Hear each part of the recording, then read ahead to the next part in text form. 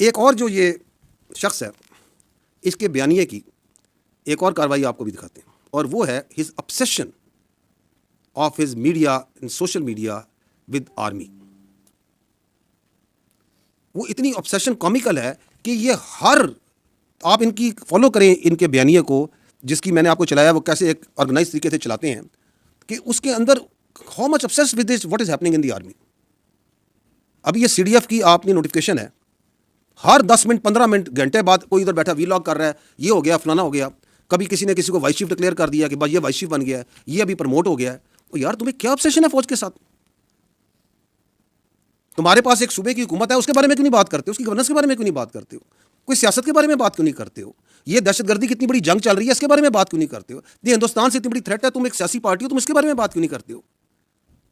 और पाकिस्तान के इतने इशूज हैं, आप लोग इनको हाईलाइट करते हैं, why don't you talk about it? तुम्हारी सुई क्यों इस फौज पे फंसी हुई है? क्योंकि तुम्हारा पूरा बयानिया इस फौज के ऊपर है। हम बार बार तुम्हें कह रहे हैं कि हमें अपनी सियासत दूर रखो।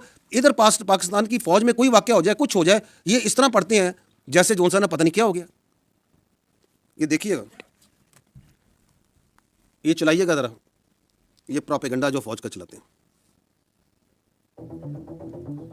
ये चंद पिछले दिनों का दिखा रहे हैं कि फौज के बारे में प्रोपेगेंडा कैसे चल रहा है। Vice chief of army staff Pakistan फौज में बन गया है। कौन से अकाउंट्स हैं? ये वही अकाउंट्स हैं जो आपको पहले दिखा रहे हैं।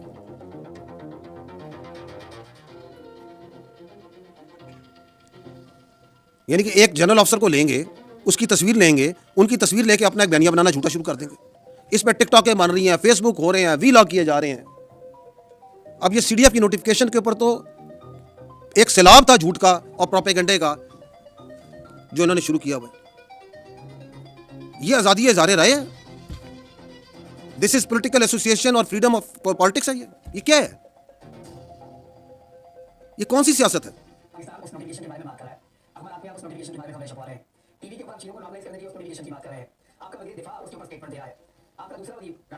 आगे चलें,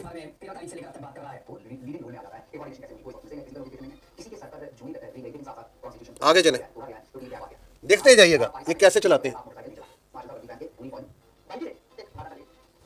और ये साहब इधर इस्लामाबाद में बैठ के जो सा जो दिल में आ रहा है बोली जा रहे हैं। और अब उसी चीज को इंडियन इन्फ्लुएंसर इंडियन मीडिया पे कर रहे हैं।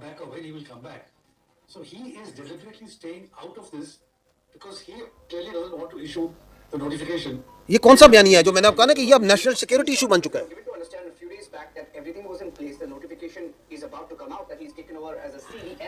CDF, which is their CDS equivalent, but now we hear it's not formal.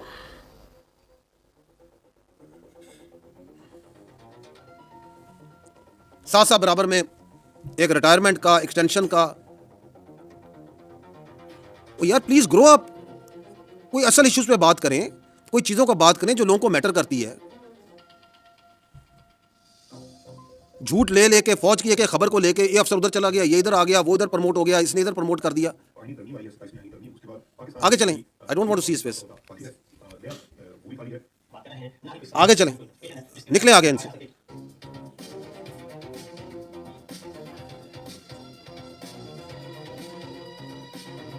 अच्छा जी, ये सीनियर आर्मी अफसर के घर पे हमला हो गया, एक रिटायर्ड अफसर है, उनके घर पे हमला हो गया। पता नहीं कहां से सोचते हैं, कहां से इनके ज़हनों में ये ख्यालात आते हैं। कोई किसी को एडवाइजर बना दिया, किसी को एनएसए बना दिया, उधर बैठे हुए हैं, वहां पे क्या इनका कोई कैबिनेट डिवीजन खोली हुई है, कोई एस्टेब्लिशमेंट डिवीजन खोली हुई है। अब नोटिफिकेशन जारी हो गया, जाली नोटिफिकेशन चला दिया, अपनी मर्जी से नोटिफिकेशन बना दिया, चला दिया।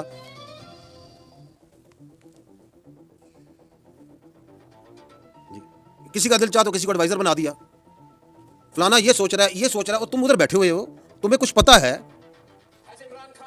और फिर ये किसने चलाया था कि ये मर गए, और ये चला रहा है चीख चीख के। और ये शख्स याद है आपको, ये अभी 9 मई 10 मई में ये पाकिस्तान का दोस्त है, किस पार्टी का बयानिया चला रहा है, ये क्यों चला रहा है, और घंटों चलाता है, आज भी इसको चला रहा होगा बैठा हुआ। मैं इसलिए कह रहा हूं there is no free lunch, ये क्यों चला रहा है? There is a कलूजन।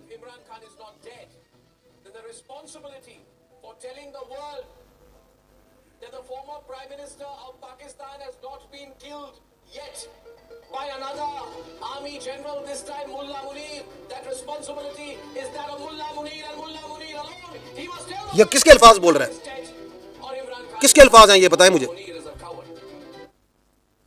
किसके अल्फाज ये बोल रहा है मुझे बताएं, किस पार्टी के अल्फाज बोल रहा है, किस डिल्यूजन, किस नार्सिस, किस जनी मरीज के अल्फाज बोल रहा है, और तवातर से बोल रहा है, क्योंकि उनको सर्व कर रहा है, उनको इसका फायदा है। ये कौन सी सियासत है कि जी ये हमारा आईनी हक है, हमारा कानूनी हक है कि हमें मिलवाया जाए, हम ये सोचा कि ये बातचीत जो है पूरी दुनिया तक पहुंचाएं और तवातर से पहुंचाएं।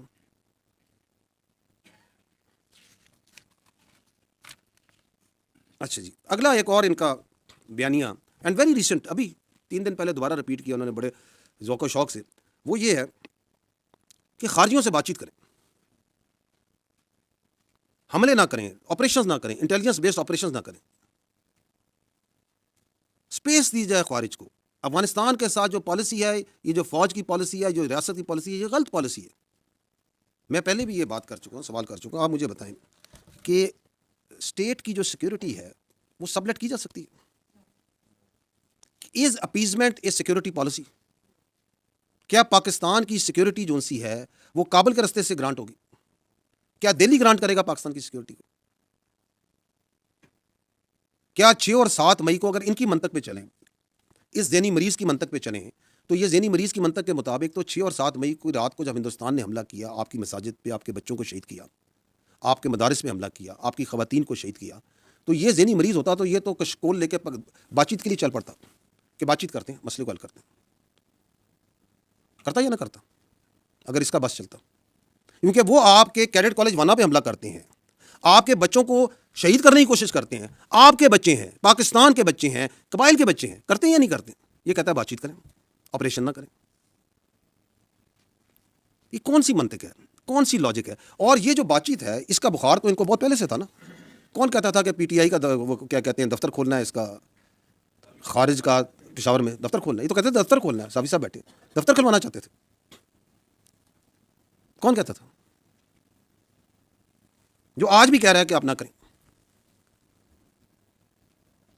ना सिर्फ कह रहे ना करें बल्कि लोगों को उभारता है कि ऑपरेशन के खिलाफ खड़े हो, बातचीत करो, हंगामे करो।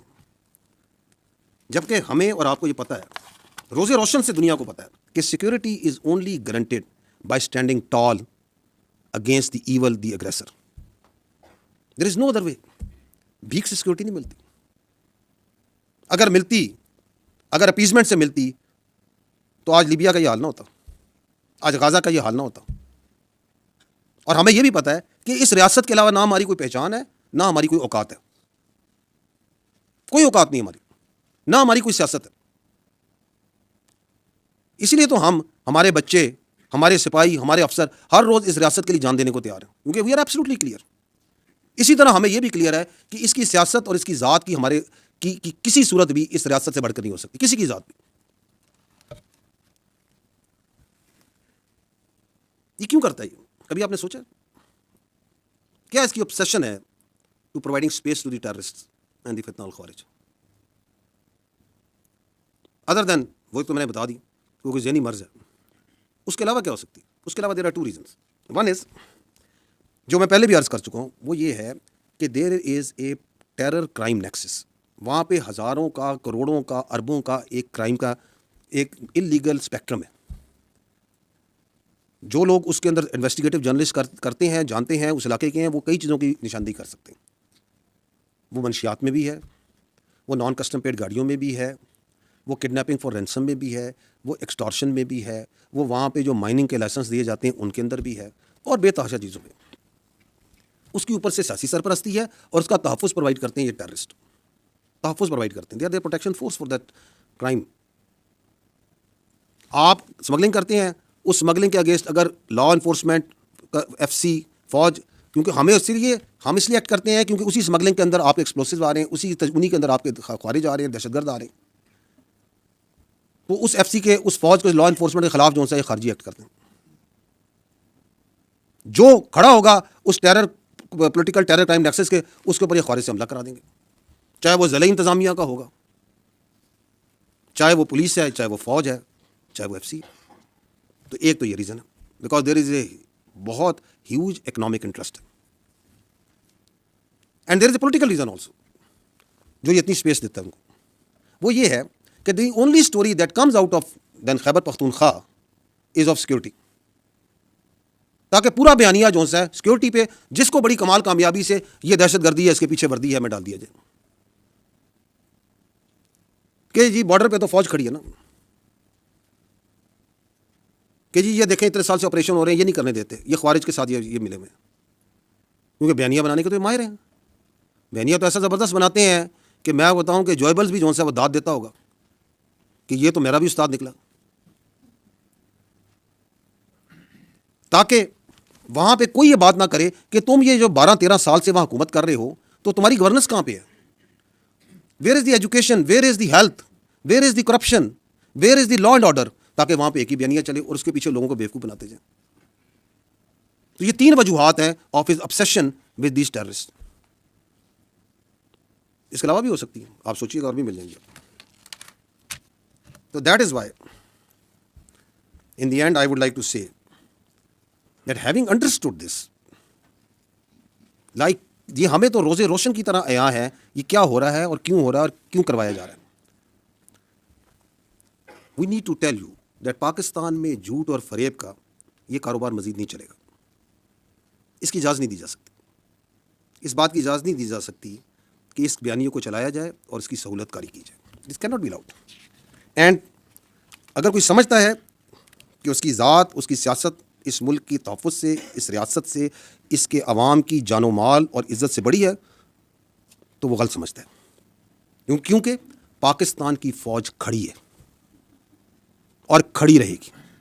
We are not going anywhere. हमने इस रियासत के तहफ़्फ़ुज़ की कसम खाई है। Whatever he may do and those who are in collusion with him too, we are standing, we will keep on standing, we are not going anywhere, क्योंकि हम हक पर हैं और हक पर ही रहेंगे। Thank you very much.